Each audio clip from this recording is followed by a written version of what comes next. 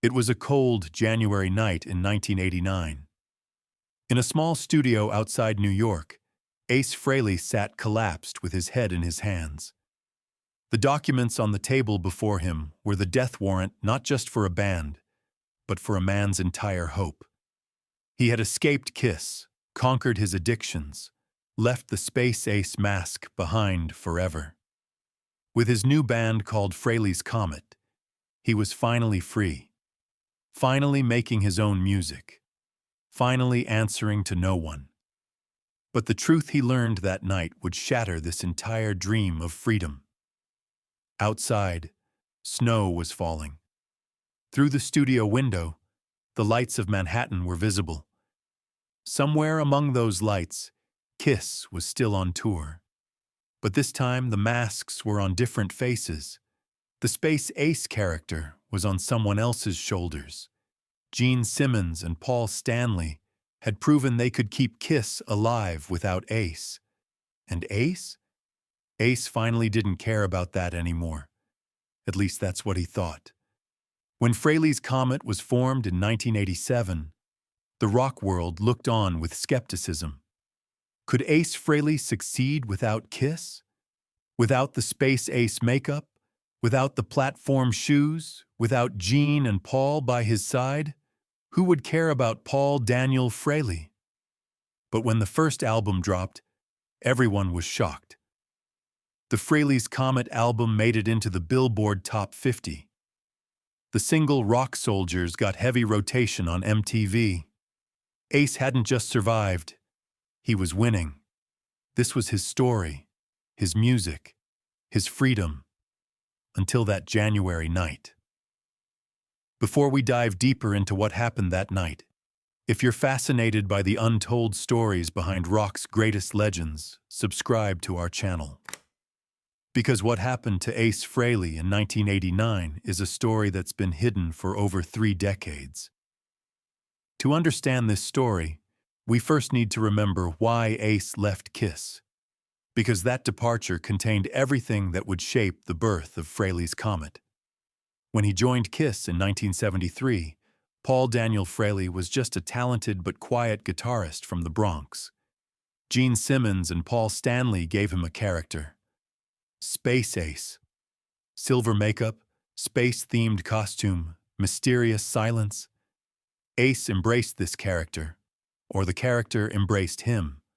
Which one it was didn't matter anymore. As the years passed, the line between Space Ace and Paul Frehley blurred. Under those stage lights, behind that makeup, Ace lost himself a little more each night. By 1978, Kiss had become the biggest rock band in the world. But for Ace, this success had turned into a prison. Gene and Paul controlled everything: album content, tour schedules, even each member's solo projects. Kiss had transformed from a band into a corporation, and Ace felt like just an employee. That year, all 4 Kiss members released solo albums on the same day. Ace's Ace Frehley album overshadowed all the others. The single New York Groove became more successful than Kiss's last 5 singles. For the first time, Ace Frehley had created something under his own name, and it worked. But this success frightened Gene and Paul instead of pleasing them. Because if Ace could succeed alone, did he really need Kiss? The following years were a slow dissolution. Ace's alcohol and drug use spiraled out of control. He missed concerts. He showed up late to studio sessions, sometimes not at all. Gene and Paul were losing patience. Ace felt more suffocated with each passing day. In 1982, after a concert at Madison Square Garden, he finally exploded. Backstage, he turned to Gene and said, "I'm done. I'm fucking done." Nobody stopped him. The next 5 years were a dark period for Ace. Kiss continued touring, released new albums, found new guitarists. Ace sat alone in his Connecticut home, wrestling with his addictions. His career was over. Space Ace was dead. and Paul Daniel Frehley didn't even know who he was anymore. But in 1986, something changed. Maybe aging, maybe fear of death, maybe just survival instinct. Ace decided to get clean. Really clean. He quit alcohol and drugs, picked up his guitar again, and decided to form a band, but this time on his own terms. The birth of Frehley's Comet, the illusion of freedom. In early 1987, Ace took the stage at a small New York club with an unknown band. The audience was shocked. The former Kiss guitarist without makeup, in a plain t-shirt, playing at a 200-person venue. But the expression on Ace's face was one that hadn't been seen in a long time. Happiness. Real, pure happiness. That night, Frehley's Comet was officially born. The band members were carefully chosen. Tod Howarth, keyboards and rhythm guitar, young, talented, and no ego problems. John Reagan, bass guitar, solid, reliable, no drama. Anton Fig, drums, a professional musician with studio experience who didn't want attention. Ace had everything he wanted. Talented musicians, but he was the leader. This wasn't a democracy, it was Ace's band, and he was happy about that. Recording for the first album began in spring 1987. Megaforce Records, an independent but growing metal label, offered Ace a deal. Compared to Kiss, the contract terms were incredibly generous. Ace had full creative control, nobody could interfere with album content, and royalty rates were fairly distributed. For the first time in his life, Ace Frehley was completely free in a music project. In the studio, Ace became a different person. Clean, focused, creative. The paranoid, drunk, lost guitarist from the Kiss years was gone. This man personally supervised every note, every solo, every arrangement. Writing Rock Soldiers, he thought about his struggle in those days, the battle with addiction, the dark side of the rock and roll lifestyle. The song was an autobiographical manifesto, and every time he recorded it, he buried his past once more. The album was released in July 1987. The first week, it entered the Billboard 200 at number 43. Critics were amazed. This wasn't just a good solo album, this was genuinely solid rock. MTV put the Rock Soldiers video in heavy rotation. Radio stations started playing Into the Night. Ace Frehley could succeed even without Kiss, and he had proven it to everyone. When the tour began, everything was perfect for Ace. Small clubs, medium-sized venues, maybe not Madison Square Garden, but Ace didn't care. These venues were his venues. Audiences came to see him for the music, not for the flashy Kiss show. And Ace, for the first time, was taking the stage as himself, as Paul Daniel Frehley. Not Space Ace. In early 1988, preparations for the second album began. The second Sighting album was more ambitious than the first. Ace was more driven, more confident. He was writing songs with Tod Howarth, creating arrangements together. The chemistry within the band was perfect. Everyone trusted each other. Everyone shared the same vision. And everyone believed Frehley's Comet would become something big.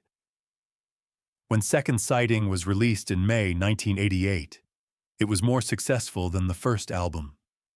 It climbed to 81 on the Billboard 200. Songs like Insane and It's Over Now played constantly on radio. MTV showed more interest. Megaforce Records allocated budget for a major tour, and Ace believed he had finally emerged from Kiss's shadow. But at that moment, an invisible crack had begun to form. Very small, very subtle, nobody had noticed it yet. But that crack would grow large enough to destroy the entire structure. The invisible cracks. Seeds of betrayal. By late 1988, Frehley's Comet was at the peak of success. But with success came unexpected problems. The tour schedule intensified. Megaforce Records was pushing for a third album, and for the first time, small tensions began emerging among band members. Tod Howarth was a talented musician, but he also had ambitions. Guitarist, keyboardist, vocalist, he could do everything. And over time, he began to resent Ace's absolute authority within the group. He had wanted to write more songs for the second album. Ace refused. He wanted to do more vocals. Ace wouldn't allow it. He wanted more spotlight in stage performances. Ace ignored this. John Reagan and Anton Fig preferred to stay quiet. For them, Frehley's Comet was a job, a good job, but not a career. Ace's band, Ace's vision, Ace's terms, simple as that. But for Tod, things weren't that simple. In December 1988, meetings began between the band and Megaforce Records management. Plans were being made for the third album. Budget, production, studio selection, tour strategy, everything was on the table. Ace, as always, wanted complete control. Megaforce, however, was suggesting different ideas this time. Maybe a more commercial direction, maybe more radio-friendly songs, maybe more pop elements to reach a wider audience. Ace's answer was clear. This is my band. We do it my way. But in those meetings, there were other conversations happening that Ace didn't know about. In the wings, in the hallways, when doors were closed. Tod Howarth was having private meetings with Megaforce executives. And in those meetings, a different vision was being discussed. Frehley's Comet, but in a different structure. Maybe a more democratic band? Maybe a structure where Tod had more say? Maybe an environment where Ace didn't act like a dictator. Some Megaforce Records executives were open to these ideas, because in the music industry, ego was a big problem, and Ace Frehley's ego had been known since the Kiss years. Tod Howarth was younger, more cooperative, more controllable. Maybe this could be a better investment? By January 1989, the situation had reached a critical point. Ace had written new songs for the third album. Studio reservations had been made. But Megaforce Records kept delaying contract details. It'll take us a few more days, they said. There are some financial details, they explained. Ace felt something was wrong, but couldn't figure out what. Until that night, when he saw those documents. That evening, in mid-January 1989, Ace was called to the Megaforce Records office. To sign the third album deal, he thought. But when he entered the office, he realized the atmosphere was wrong. The expressions on the executives' faces weren't celebratory. They were courtroom. The lawyer sitting at the table handed over the documents without looking directly at Ace. "Mr. Frehley, we ask that you review these documents," he said. Cold, professional, distant. Ace took the documents and started reading. The first pages were standard contract details, album budget, royalty rates, production schedule. But when he got to the third page, he froze. What was written there wasn't the future of Frehley's Comet. It was its death. Megaforce Records wanted changes in the band. Due to musical direction differences and creative vision conflicts, it was proposed that Tod Howarth be given more creative control. Ace's full decision-making authority would be removed. At least half of the band's songs would be written by Tod. And most importantly, and this was the part that froze Ace's blood, if Ace didn't accept these terms, Megaforce Records reserved the right to use the name Frehley's Comet to form a new band under Tod Howarth's leadership. Ace slowly put the documents down on the table. "What the fuck is this?" he asked. His voice was trembling. From anger or disappointment, no one could tell. The lawyer began explaining in the same cold tone. In the contract texts, the name Frehley's Comet belonged to Megaforce Records because in the first album agreement, brand rights were transferred to the label. Ace only had intellectual property rights as the band's founder, but legal name rights belonged to the label. Ace wasn't listening anymore. His brain was processing that sentence over and over. The name Frehley's Comet didn't belong to him. His own band, his own vision, his own dream of freedom. Legally, it was a company's property, and that company could use that name without Ace. "Does Tod know about this?" Ace asked. His voice was very calm now. When it was too calm, he was dangerous. Everyone in the room knew this. The lawyer hesitated for a moment. "We have had discussions with Mr. Howarth, yes," he said. So Tod knew. Tod was in on this plan. Tod was trying to steal Ace's own band from behind his back. Ace stood up. He threw the documents on the table. "Fuck you! Fuck Tod! Fuck all of this!" As he left the office, he slammed the door. Walking down the corridor, he remembered slamming another door years ago, in the Kiss backstage, Gene Simmons's office. Same feeling again. Same betrayal again. Same loneliness again. But back then, at least he had the Space Ace character. He could hide behind that makeup. Now there was only Paul Daniel Frehley, and he was completely alone. The following weeks were a nightmare. Ace started meeting with lawyers. They reviewed the first album agreement again, and the truth emerged. In 1987, when Ace signed that agreement, he was so excited and hopeful. He hadn't read it carefully. He hadn't hired a lawyer. "This is my band. What could go wrong?" he thought. And that small clause, that seemingly insignificant paragraph, had transferred the Frehley's Comet name rights to Megaforce Records. He hadn't learned from Kiss. For years he had seen how Gene and Paul controlled everything. He knew how they made deals, how they kept rights in their hands. And now, he had made the same mistake himself. Discussions with Tod Howarth escalated the tension further. Tod denied everything at first. "I just want what's best for the band," he said.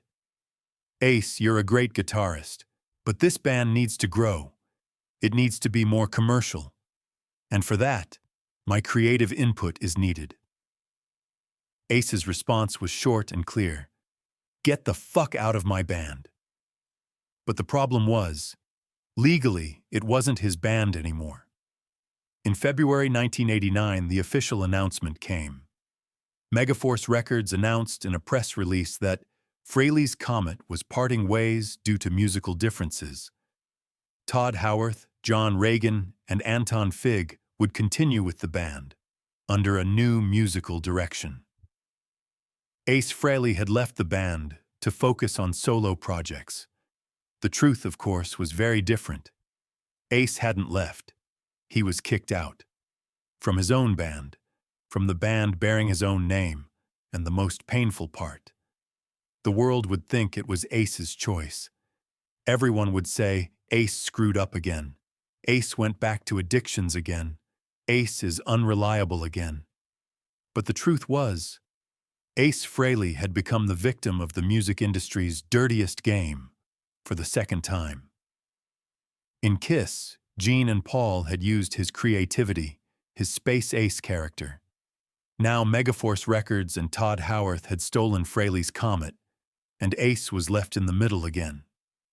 In March 1989, the new Frehley's Comet under Tod Howarth's leadership began recording the third album. But things didn't go as planned. Frehley's Comet without Ace wasn't taken seriously by anyone. Radio stations didn't play the songs. MTV didn't air the videos. The rock press mocked it as the fake Comet. When the album was released in 1990, it didn't even make the Billboard 200. A year later, the band quietly disbanded. Tod Howarth moved on to other projects. John Reagan and Anton Fig returned to studio musicianship, and the name Frehley's Comet was buried in one of rock history's forgotten corners. But the biggest damage had been done to Ace. The years after 1989 were a period of sinking back into darkness for Ace. A period reminiscent of the first fall after Kiss. But this time, it was worse. Because this time, he had been clean. He had fought. He had formed his own band. He had done everything right, or so he thought. And he had lost again. He returned to his Connecticut home. He couldn't bring himself to pick up his guitar for months. Every time he saw a guitar string, he remembered Frehley's Comet. He remembered the song Rock Soldiers, those studio sessions, those small club concerts, that feeling of freedom. And now, it was all gone. In the early 1990s, he tried a few solo projects, recorded some singles, did some small shows, but nothing felt like Frehley's Comet, because he didn't trust anymore, anyone. He didn't trust record labels. He didn't trust band members. He didn't even trust himself. In 1992, he experienced one of his darkest moments. One night, in the basement of his Connecticut home, looking at old Kiss posters and Frehley's Comet promotional materials, a thought came to him. Maybe I should have just stayed Space Ace. Maybe trying to be Paul Daniel Frehley was a mistake. That thought was terrifying, because that thought meant everything had been in vain. But then something unexpected happened. In 1995, Kiss reunion plans began. Gene Simmons and Paul Stanley wanted to bring the original lineup back together, including Peter Criss and Ace Frehley. At first, Ace refused. Fuck Kiss. Fuck those guys. But then financial reality hit him. He hadn't had proper income for years. He had lost Frehley's Comet royalty rights. His solo career had hit dead ends. And the Kiss reunion promised millions of dollars. In 1996, he put the makeup back on his face, put the Space Ace costume back on. At Madison Square Garden, in front of 20,000 people, he started playing Rock and Roll All Night. And in that moment, he understood a painful truth. He couldn't escape. He could never escape Space Ace. No matter what he did, no matter how hard he fought, the world would always see him as that silver makeup guitarist. Frehley's Comet? The world had already forgotten. That dream of freedom? That short-lived dream? Only Ace remembered now. Betrayal analysis. What went wrong? The tragedy of Frehley's Comet wasn't a single betrayal. It was the betrayal of a system. The rock music industry had become a giant machine in the 1980s, and in that machine, artists were just usable parts. Ace Frehley had learned this truth, the hard way. The first mistake was that 1987 agreement. But the real mistake lay much deeper. Ace had been so controlled during the Kiss years that he had fallen in love with the idea of freedom. When forming Frehley's Comet, he needed that freedom so much that he overlooked the details. He kept saying, "This is my band." But legally, it wasn't. Tod Howarth's role was complex. Maybe he genuinely believed the band needed to be more commercial. Maybe he thought Ace's total control limited the band's potential. Or maybe, and this is the most painful possibility, he just saw an opportunity for his own career. A chance to emerge from Ace Frehley's shadow, to make his own name. But the result was disappointment for everyone. Tod couldn't achieve anything without Ace. Megaforce Records lost their investment. And Ace lost his trust. The legacy of Frehley's Comet is a bitter paradox. Musically, it was Ace's most sincere work. In those albums, there was the real Paul Daniel Frehley, not Space Ace. But the world didn't listen. Because the world wanted Space Ace. The silver makeup, the platform shoes, that mysterious character, not the real man. And perhaps the most painful truth was this.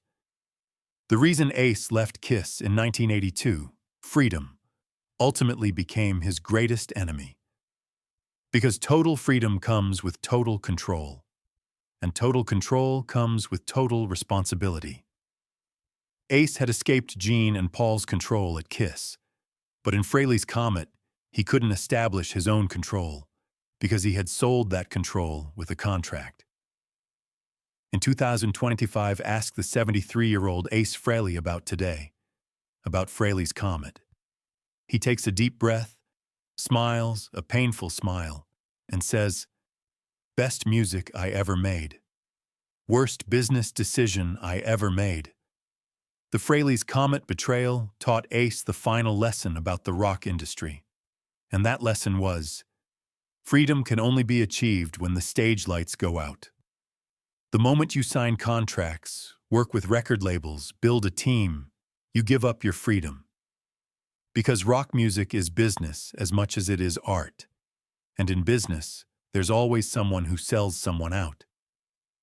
When he returned to Kiss in 1996, Ace had accepted something. The Space Ace character wasn't actually a prison. It was armor. Behind that silver makeup, the real Paul Daniel Frehley could be protected. In Frehley's Comet, he had removed that armor. And what happened?